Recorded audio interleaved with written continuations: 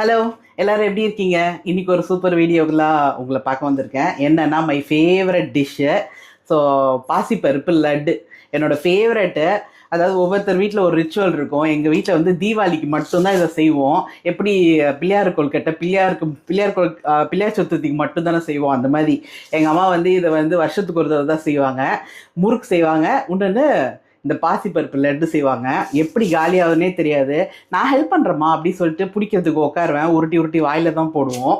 So என்னோடய favourite. திடீர்னு ஒரு கிரேவிங்ஸ் இதை சாப்பிடணும் போல் வந்து எட்டி பார்த்தேன். கிச்சனை எல்லாம் இருந்தது. ரொம்ப சின்ன இன்க்ரீடியன்ஸ் தான் வேணும். உங்ககிட்ட ஷேர் பண்ணிக்கிறேன் வாங்க. ஸோ மெயின் ஹீரோ இவர் தான். பாசிப்பருப்பு, அடுத்து சீனி, அடுத்து கேஷ்யூ, நெய், ஏலக்காய், கரண்டி அளவுக்கு ஒரு எடுத்து வச்சுருக்கேன், மிக்ஸி ஜாரு, கடாய், கரண்ட்டு. இதுதான் நம்மளுக்கு மெயினாக தேவை. இப்போ கரண்ட் வேறு அடிக்கடி போகுது, அதனால தான் அதை நான் சொன்னேன். ஸோ எப்படி பண்ணுறதுன்னு பார்க்கலாம். நான் ஒரு ஆளாக்கு மட்டும்தான் பண்ண போகிறேன். ஸோ ஒரு ஆளாக்கு நான் எடுத்து வச்சுருக்கேன், அதை நான் போட்டுக்கிறேன்.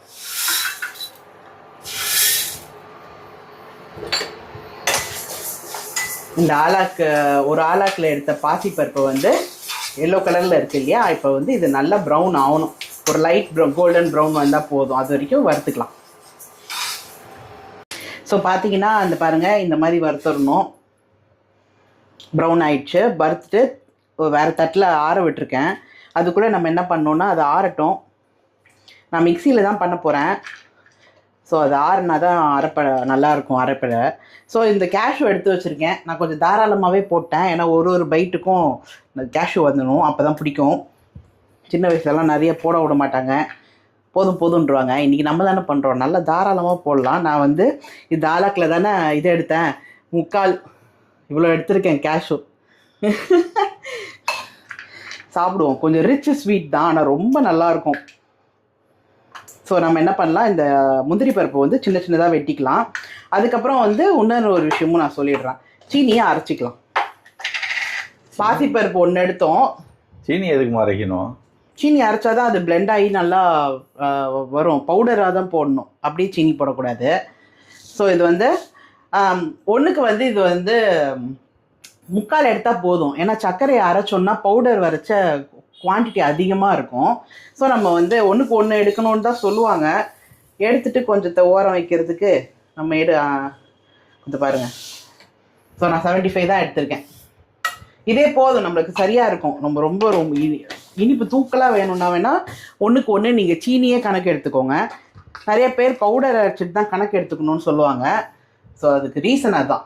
ஸோ நம்ம சீனி 75 எடுத்துருக்கோம். அதுலேயே ஏலக்காவும் போட்டுடுறேன். நல்லா மையா அரைப்பட்டு வரும். ஸோ இதை வந்து நல்லா பவுட்ரு பண்ணிக்கலாம். ஸோ முந்திரி பருப்பை உடச்சி வச்சாச்சு. அதை வந்து வறுத்துக்கலாம். கொஞ்சம் எண்ணெய் இந்த முந்திரி பருப்புக்கு மட்டும் போட்டுட்டு ப்ரௌன் ஆகட்டும். லைட்டாக ப்ரௌன் ஆனால் போதும். ஸோ மிக்சியில் வந்து சீனியும் ஏலக்காவையும் போட்டு அரைச்சோம்ல, அது எவ்வளோ இருக்குதுன்னு பார்ப்போம். எனக்கு என்னோடய கேல்குலேஷன் படி 75 போட்டோம். கொஞ்சம் கூட வரணும். ஏன்னா பவுடர் பண்ணோன்னா கொஞ்சம் அதிகம்தான் ஆகும். சரி, ஒரு கணக்குக்காக உங்களுக்காக இது எனக்கு ஒரு எக்ஸ்ட்ரா வேலை தான். நான் அதெல்லாம் அளவு பார்க்க மாட்டேன். சரி, உங்களுக்காக காட்டுறேன் எவ்வளோ வருதுன்னு பார்க்கலாம். பாருங்கள் சார், நிறைஞ்சிட்டார் இதுக்கே. ஸோ அதான் சுகர் வந்து தூக்கலாக வேணும்னு நினச்சிங்கன்னா ஒன்றுக்கு ஒன்று சீனி ஒன்று பாசிப்பருப்பு ஒன்று, அதான் கணக்கு. இல்லை நீங்கள் இந்த பவுடராக அரைச்சிக்கோங்க. அரைச்சிட்டு கணக்கு பார்த்துக்கோங்க. ஹாஃப் போட்டிங்கனாலே போதும். இந்த பாருங்கள், ஒன்றுமே மிக்சியில் இருக்குது. நல்லா நிரம்ப எடுத்திருக்கேன். ஸோ நீங்கள் 75 எடுத்து தாராளமாக அரைச்சிக்கலாம். அதே தாராளம். ஸோ நம்ம இப்போ மிக்ஸி ஜார் இது போடுறேன். இதை நான் வச்சு என்ன பண்ண போகிறேன். ஸோ கொஞ்சம் தூக்கலாக தான் இருக்கும். ஓகே தான். ஸோ இதை மாற்றிட்டு நம்ம என்ன பண்ண போகிறோன்னா, இதையும் வந்து முடிஞ்ச அளவுக்கு நல்லா அரைச்சிக்கலாம். மிக்சியில் தான் அரைக்க போகிறோம். கொஞ்சம் விட்டு அரைங்க, மிக்ஸி சூடாகிடும். ஸோ முடிஞ்ச அளவுக்கு பவுடராக அரைக்கலாம். நம்ம மிக்ஸி எப்படி நம்மளுக்கு கை கொடுக்குறாருன்னு பார்ப்போம். ஸோ பார்த்தீங்கன்னா கேஷ்யூ வறுத்து எடுத்தாச்சு. இந்த மாதிரி ப்ரௌன் கலரில் வறுத்து எடுத்து வச்சுக்கோங்க ஒரு பிளேட்டில். இப்போ நம்ம என்ன பண்ண போகிறோன்னா, மிக்சியில் நான் வந்து பாசிப்பருப்பை அரைச்சிட்டேன். நல்லாவே மையாவே அரைச்சிருக்கு. நீங்கள் வந்து ஜலிச்சிக்கிறதா இருந்தால் ஜலிச்சிக்கோங்க. ஒரு சின்ன சின்ன குருணை இருக்கும். ஜலிச்சு எடுத்திங்கன்னா நல்ல பவுடராகவே வந்துடும்.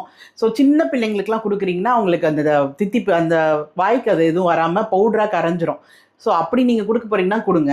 ஏன்னா எனக்கு ஜலிச்சோன்னா அது நல்ல பாசிப்பருப்பு, நான் நல்ல குவாலிட்டியான பாசிப்பருப்பு. ஸோ இதுக்கு அது கீழே தான் போடுற மாதிரி வரும். இல்லைனா ஏதாவது கூட்டு அப்படி பொரியலுக்கு யூஸ் பண்ணலாம். எனக்கு அதெல்லாம் எதுவுமே பண்ண தேவையில்ல. அங்கங்கே நறுக்கு முறுக்குன்னு இருந்தால் ரொம்பவே நல்லதாக இருக்கும். ஸோ நான் இப்போ என்ன பண்ணுறேன்னா ஜலிக்க போகிறதில்ல. நம்ம எடுத்து வச்ச பவுடர் சுகர் இருக்குல்ல, ஏலக்காய் போட்டு அரைச்சோம் இல்லையா, அதையும் நான் இதிலே போட்டு ஒரு சுற்றிடுறேன். ஸோ அதே மிக்சிக்குள்ளேயே பிளெண்ட் ஆகிடும்.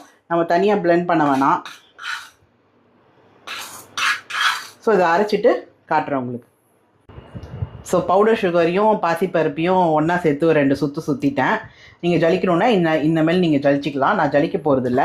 ஸோ கேஷ்யூ போட்டோம் இல்லையா, அதுலேயே நான் வந்து கொஞ்சம் கொஞ்சமாக இல்லை ஃபுல்லாகவே போட்டுடுறேன். எல்லாமே அதில் தட்டிடணும். ஒரு பெரிய பிளேட்டோ இல்லை பெரிய கிண்ணம் மாதிரி நீங்கள் எடுத்தால் தான் உங்களுக்கு வசதியாக இருக்கும். லட்டு பிடிக்கணுன்னா டிஸ்டர்பன்ஸ் இல்லாமல் இருக்கணும். ஸோ எங்கள் வீட்டிலையே இருக்கிற பெரிய பிளேட்டை நான் எடுத்துருக்கிறேன். ஒட்டிகிட்டு இருக்கிறதெல்லாம் நல்லா இப்படி சுரண்டி உள்ளே விட்டுறலாம். எனக்கு அப்படியே எச்சி ஊறுது பேச பேச. எங்கள் அம்மா இதை பண்ணோன்னே அப்படியே மூக்கு மூக்கெல்லாம் புடபுடன்னு ஆகிடும். எப்போ ரெடியாகி எப்போ சாப்பிட போகிறோம், எப்போ கொடுக்க போகிறாங்க, அப்படி தான் இருக்கும். சரி, ஓகே. இவரை வந்து நம்ம இப்படி பரப்பி வச்சிடலாம். கொஞ்சம் அந்த மிக்சியில் அரைச்சதுனால ஒரு சூடு இருக்கும். இந்த கேஷ்யூவோட நீங்கள் லைட்டாக மிக்ஸ் பண்ணி விடுங்க. நம்ம அந்த லட்டே கொஞ்சம் சுட சுட தான் பிடிக்கணும். அதனால் மாவை லைட்டாக முடிஞ்ச அளவுக்கு ஆற வச்சிடலாம். ஸோ கேஷ்யூவோட இப்படி வச்சுட்டு இப்போ என்ன பண்ணோன்னா ஒரு இதுலேயே ஒரு டிசைன் போட போகிறோம். அது என்ன டிசைன்னா, இப்போ ஒரு சின்ன பார்ட்டை மட்டும் நம்ம வந்து லட்டு பிடிக்கணும். மீதி பார்ட்டெல்லாம் ரொம்ப எக்ஸ்பர்ட்லாம் ஃபுல்லாகவே நெய்யை விட்டு பிடிச்சிருவாங்க. எனக்கெலாம் கை பொறுக்காது சூட்டு. ஸோ நம்ம இந்த பார்ட்டை மட்டும் இவரெல்லாம் கொஞ்சம் ஒதுக்கி வச்சுக்கலாம். இந்த பார்ட்டுக்கு மட்டும் இப்போ என்ன பண்ண போகிறோன்னு பார்க்கலாம். நான் அஜுட்ட பேசிவிட்டு அவசரத்தில் நெய்யை விட்டுட்டேன். ஸோ கொஞ்சம் நெய், கொஞ்சம் நல்லெண்ணெய். எங்கள் அம்மா அப்படி தான் பண்ணுவாங்க. ஃபுல்லாகவே கூட நீங்கள் நெய் விடலாம். இல்லை நான் ஃபுல்லாக இன்னும் கொஞ்சம் விடுறேன். ஸோ பாதி பாதி எங்கள் அம்மா எப்பயுமே அப்படி தான் விடுவாங்க, பாதி பாதி. ஏன்னா அதை ரொம்ப நெய்ட்டும் திகட்டும். ஸோ ரெண்டுத்தையும் மிக்ஸ் பண்ணி லைட்டாக சூடாகட்டும், நெய் சூடாகட்டும். ஸோ வந்து எங்கள் வீட்டில் ஒரு பழக்கம் இருக்குது. என்ன பண்ணாலும் ஒரே ஒரு சிட்டிகை உப்பு போடுவோம் ஸ்வீட்டு. அதனால் அதில் பவுடரில் போட மறந்துட்டேன். ஸோ நான் இதில் போடுறேன், நெய்யும் எண்ணெயில். இதை நம்ம அதில் தான் விட்ட போகிறோம். அந்த ஒரு சிட்டிகை பெருசாக ஒன்றும் தெரியாது, ஸ்வீட்டை இன்னும் என்ஹான்ஸ் பண்ணுன்னு சொல்லுவாங்க. ஆனால் எங்கள் வீட்டில் வந்து உப்பில்லா பண்டம் குப்பைக்குன்னுவாங்க. அதனால் ஒரு பேருக்கு ஒரு உப்பு போட்டாச்சு. ஸோ ஹீட் ஆயிட்டாரான்னு எப்படி தெரியும்னு பார்த்தீங்கன்னா, அப்படியே மெதுவாக பபுள்ஸ் வரும். இப்படி நீங்கள் பண்ணுறச்ச இது வரலையே, இதோ இந்த சைடு வருது, இந்த இங்கெல்லாம் வருது சார். இப்படி பண்ணும்போது இதோ அவ்வளோதான், ஆஃப் பண்ணிட வேண்டியதுதான். இப்போ தான் ஒரு பயங்கரமாக த்ரில்லிங்கான இடம் இதுதான். என்னென்னா, இப்போ நம்ம சூடு பண்ணி வச்சோம்ல, அதை வந்து அப்படி ஊற்றணும்.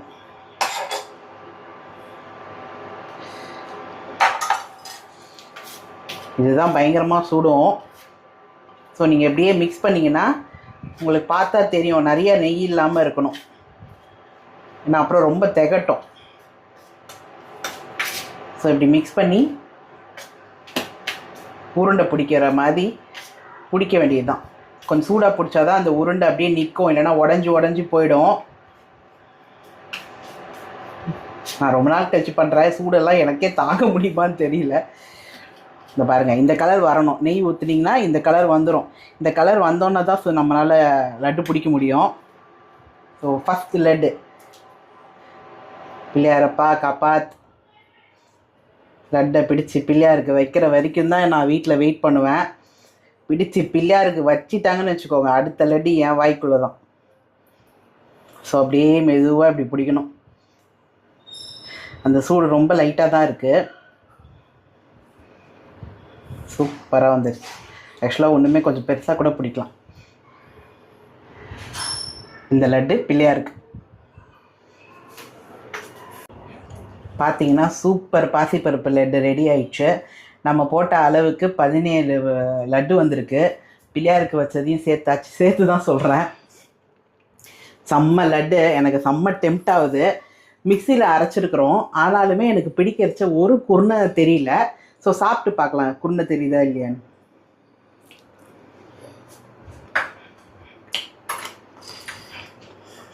சூப்பராக இருக்குது இந்த லட்டு. நீங்கள் சாப்பிட்றச்ச மேலேயும் கிளியும் ஒட்டும், அப்படியே பேசாமல் அப்படி சாப்பிட்ணும். ஸோ நான் இதை என்ஜாய் பண்ணுறேன். வீடியோ பிடிச்சிருந்தா லைக் அண்ட் சப்ஸ்கிரைப் பண்ணுங்கள். டைம் கிடைக்கிறச்ச செஞ்சு பாருங்கள். அடுத்த வீடியோவில் பார்க்கலாம்.